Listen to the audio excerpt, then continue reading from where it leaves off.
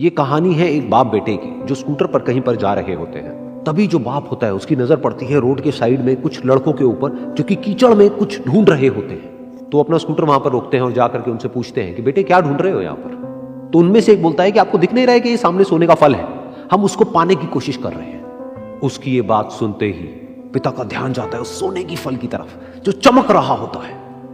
फिर उनके माइंड में कुछ इमेजिनेशंस बनने लग जाती हैं कि काश ये जो फल है ये मेरे बेटे के पास में आ जाए तो ना सिर्फ उसकी बल्कि मेरी भी जिंदगी बदल जाएगी। तो बिना सोचे समझे अपने बेटे को धक्का मार देते हैं उस कीचड़ में और बोलते हैं कि तुझे किसी भी कीमत पर वो फल लेकर के आना है। लेकिन बेटे को वो फल नहीं चाहिए होता है, उसके अपने कुछ और ही सपने होते हैं। वो बहुत कोशिश करता है अपने पिता को ये समझाने की कि मेरी खुशी इस फल में नहीं है, मेरी खुशी कहीं और है, मेरे सपने कुछ और है। लेकिन उसके पिता उसकी एक नहीं सुनते हैं। वो उसको धक्का मारते हैं उस कीचड़ में और बोलते हैं कि मैं तुझसे पूछ नहीं रहा हूं, तुझे बता रहा हूं कि तुझे वो लेकर के आना है। तो वो बेटा भी अपने बाप के सपने को सच करने के लिए अपनी पूरी जान लगा देता है और पूरी कोशिश करता है कि किसी तरीके से उस सोने का फल उसके हाथ में आ जाए।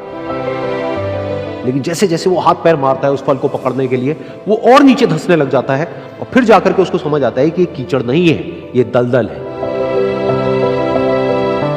वो चीखता है, चिल्लाता है, अपने पिता को आवाज लगाता है, लेकिन उसके पिता उसकी एक नहीं सुनते। बोलते हैं कि बहाने मत बना, और भी लोग हैं वहां पर जो कर रहे हैं, तो जब वो कर सकते हैं तो तू क्यों नहीं कर सकता। तो एक बार वो फिर से कोशिश करता है और अपनी पूरी जान लगा देता है, लेकिन उसके बाद भी उसके हाथ में कुछ नहीं आता है और वो धीरे धीरे नीचे धंसता चला जाता है और मर जाता है। तब जाकर के उसके पिता को एहसास होता है कि उससे कितनी बड़ी गलती हो गई।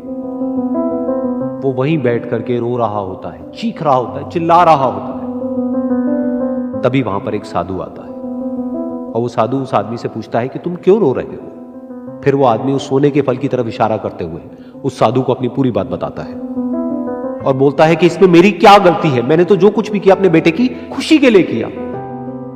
तो वो साधु उस फल को ध्यान से देखता है और उस आदमी को कहता है जिस सोने के फल की वजह से तुमने अपने बेटे को गवा दिया, कम से कम एक बार ध्यान से उसकी तरफ देखा तो होता कि वहां पर कोई फल है भी या नहीं। ये सुन करके उस आदमी को गुस्सा आया और उसने कहा कि सामने तो दिख रहा है फल, आपको नहीं दिख रहा क्या।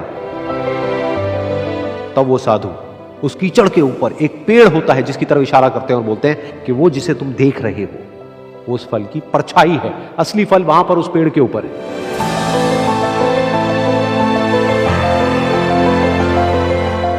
फिर वो साधु उस आदमी को बोला कि अपने बेटे को जबरदस्ती धक्का देने की बजाय और उसको बताने की बजाय कि तेरी खुशी किसमें है, अगर तुमने उससे पूछा होता कि बेटा तू बता तू क्या करना चाहता है और तेरी खुशी किसमें है, तो ना सिर्फ तुम्हारा बेटा जिंदा होता बल्कि हो सकता है कि उसके हाथ में वो असली सोने का फल भी होता।